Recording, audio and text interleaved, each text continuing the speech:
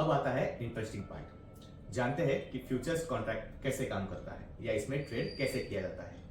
Index का example लेते हैं कि सोचिए आप निफ्टी पे ट्रेड करने वाले हो जिसका लॉट साइज है 50 और निफ्टी अभी चल रहा है 19,500 के ऊपर।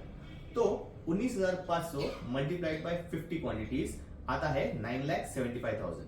लेकिन आपको ये 9,75,000 देकर ट्रेड करने की जरूरत नहीं है। आपको बस इसका जो 10 to 15% मार्जिन है बस उतना ही लगेगा इस कॉन्ट्रैक्ट में एंटर करने के लिए। मान लीजिए आपको लगता है 1 लाख का मार्जिन। अब इस 1 लाख का मार्जिन लेकर आप ट्रेड करते हो एज अ बायर। आपने बाइंग की ऑर्डर प्लेस कर दी और 19,500 के ऊपर आपने 50 क्वांटिटीज बाय कर ली। अब अगर ये 19,500 से 20,000 चला जाता है तो आपको 25,000 का प्रॉफिट होगा। जैसे 500 का जो प्रॉफिट हुआ मल्टीप्लाई बाय 50 तो आपको 25,000 का प्रॉफिट हुआ।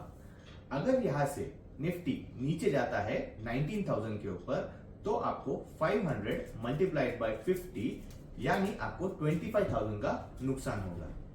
कम मार्जिन में ज्यादा एक्सपोजर मिलने की वजह से यानी ज्यादा क्वांटिटी बाय करने के लिए मिलने की वजह से आपको ज्यादा से ज्यादा प्रॉफिट तो हो सकता है, लेकिन ये ध्यान रखना है कि आपको उतना नुकसान भी हो सकता है।